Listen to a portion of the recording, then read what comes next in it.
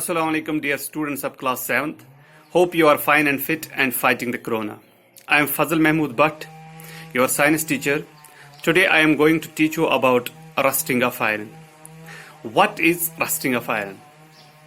When an iron object is left in a damp air for a considerable time, it gets covered with a red flasky substance called rust.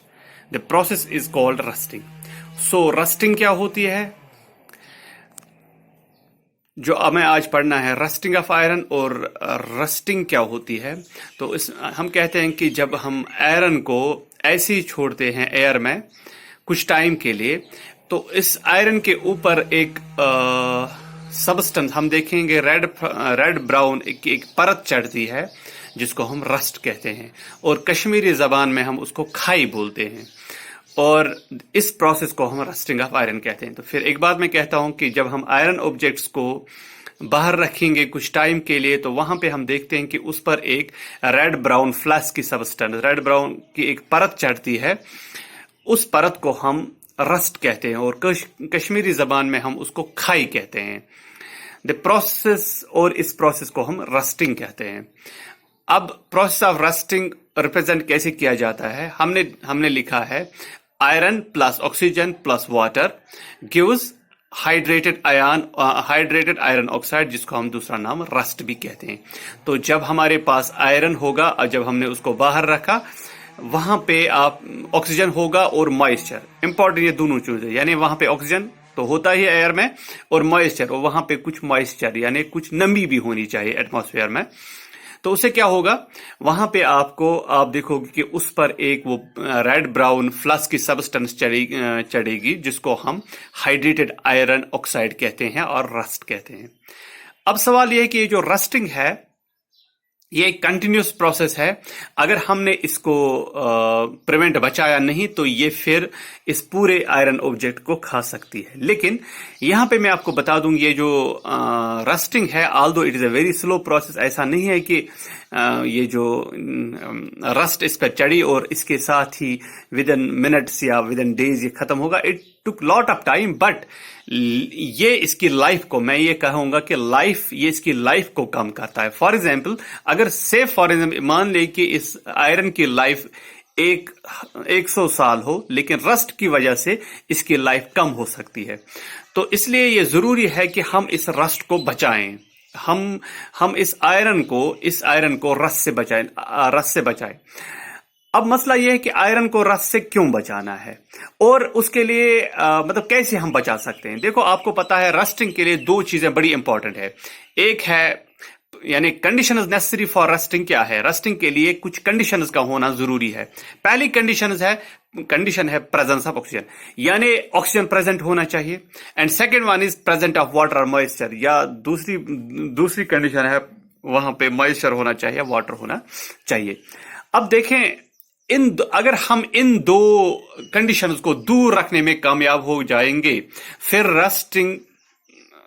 Rusting नहीं होगी। तो इसलिए हमें क्या करना है, या तो प्रेजेंस ऑफ ऑक्सीजन, या तो हमें इसको दूर करना, यानी हमें एक ऐसी जगह इसको रखना पड़ेगा जहां पे ऑक्सीजन ना हो, या हमें ऐसी जगह रखना पड़ेगा जहां पे मॉइस्चर ना हो, या किसी ऐसी जगह पर जहां पर दोनों ही ना हो। यानी कोई ऐसी टेक्निक हमें अडॉप्ट करनी है जिससे ये दोनों कंडीशंस दूर रहे, या वहां पे ऑक्सीजन दूर रहे या वहां पे मॉइस्चर दूर रहे। तो ऐसी कुछ टेक्निक्स हमें करनी है। तो इस तरह अगर हमें इस रस्टिंग को बचाना है, रस्टिंग को बचाने के लिए हमने कुछ टेक्निक्स है जिसकी वजह से हम रस्टिंग को बचा सकते हैं, ताकि हम ऑक्सीजन और इस मॉइस्चर को इससे दूर रखें। पहली टेक्निक है पेंटिंग। आप देखो, अच्छा, अब आप आज की डेट में आप देखोगे दुनिया की बहुत बड़ी बड़ी बिल्डिंग्स में आयरन का इस्तेमाल होता है। अब ब्रिजेस में आयरन का इस्तेमाल होता है, रेलवे ट्रैक्स में आयरन का इस्तेमाल होता है। तो अब इट इज नेसेसरी कि इस आयरन को रस्ट से बचाना है। और आयरन को अगर रस्ट और हाँ, मशीनरी टूल जो होते हैं वो आयरन के बने होते हैं। इस रस्ट से बचाने के लिए क्या होता है, रस्ट से क्यों बचाना है, ताकि इसकी लाइफ को हम एक्सटेंड कर सके। फॉर एग्जाम्पल, अगर कोई चीज आयरन की जिसकी लाइफ 20 साल हो, लेकिन रस्ट की वजह से वो 15 साल में ही खराब हो सकती है, 15 साल में ही डिस्ट्रॉय हो सकती है। तो इसलिए इंपॉर्टेंट ये है कि इसको बचाया जाए। तो इसके लिए कुछ प्रोसेस है, कुछ प्रिवेंशन मेजर्स है। पहला प्रिवेंशन जो मेजर हम कर सकते हैं, दैट इज कॉल्ड पेंटिंग। हम पेंट करते हैं। आपको पता है कि जब हम घरों में वो ग्रिल्स वगैरह लगाते हैं, उन ग्रिल्स को हम बाद में पेंट करते हैं, ताकि एक तो वो अच्छा दिखे, अट्रैक्टिव दिखे। लेकिन दूसरी बात यह है कि हम अट्रैक्ट दिखने के अलावा हम चाहते हैं कि उनकी जो लाइफ हो वो बहुत ज्यादा हो, तो ऐसा पेंट करते हैं। और पेंट की वजह से क्या होता है, पेंट की वजह से ना ऑक्सीजन, पेंट एक परत बनाता है इसके ऊपर, उसकी वजह से आयरन पर ना तो ऑक्सीजन इन कांटेक्ट आता है और ना ही वाटर, इसके मॉइस्चर इसके कांटेक्ट में आ जाता है। क्योंकि ये दोनों चीजें किसके कांटेक्ट में अब आ जाते हैं, पेंट के कांटेक्ट। क्योंकि ये जो पेंट है, पेंट इनके दरमियान एक लेयर, एक दीवार कायम करती है, जो इस पेंट को, जो इस रस्ट को, दैट इज वाई फिर उसके बाद रस्ट नहीं होती, क्योंकि ये ऑक्सीजन, ना तो ऑक्सीजन को वहां जाने देता है और ये इनके दरमियान एक दीवार खड़ी करता है। तो ये पहली प्रोसेस है। दूसरी प्रोसेस हम कह सकते हैं that is called by applying a grease और ऑयल। हम ऑयल और ग्रीस लगाते हैं। आपको पता है कि मशीनरी टूल्स जो होते हैं, जब हम मशीनरी अंदर से खोलते हैं, वो किस चीज के बनाए, आयरन या आयरन के बने होते हैं। और वहां पे हम अक्सर इस्तेमाल करते हैं ग्रीस का, हम ऑयल का इस्तेमाल करते हैं। और ग्रीस और ऑयल की वजह से क्या हो जाता है कि ये जो मॉइस्चर और ऑक्सीजन का कांटेक्ट ब्रेक हो जाता है, इस वजह से वहां पे फिर रस्टिंग नहीं होती है। इसलिए हमें अक्सर जो मशीनरीज होते हैं उनको हमें बीच बीच में ग्रीजिंग करनी पड़ती है, ऑयलिंग करनी पड़ती है, ताकि रस्ट ना हो। और अगर रस्ट ना हो तो फिर वहां पे ये जो हो सकता है, वो काम बहुत इफेक्टिव हो सकता है और उसकी लाइफ बढ़ सकती है। और तीसरी technique that is called galvanisation. और गैल्वेनाइजेशन एक ऐसी टेक्निक है जिसमें thin layer of zinc metal को आयरन ऑब्जेक्ट्स पर चढ़ाया जाता है। एक ऐसी प्रोसेस जहां पर आयरन पर एक थिन लेयर ऑफ जिंक चढ़ाया जाता है, and the process called galvanisation. क्या होता है कि आयरन जो है, आयरन ऑब्जेक्ट्स है। अब आयरन ऑब्जेक्ट्स, हम चाहते हैं कि आयरन ऑब्जेक्ट्स मतलब ये आयरन ऑब्जेक्ट्स इस रस्टिंग से दूर रहे, तो हम क्या करते हैं, इसके ऊपर एक परत चढ़ाते हैं जिंक की। तो कैसे होता है, हम इन आयरन ऑब्जेक्ट्स को डिप करते हैं जिंक में, मोल्टन जिंक में, यानी एक zinc in the form, molten form of zinc जो होगी, उसमें हम इसको डिप करते हैं और इसके ऊपर चढ़ जाती है, उस जिंक की एक लेयर चढ़ जाती है।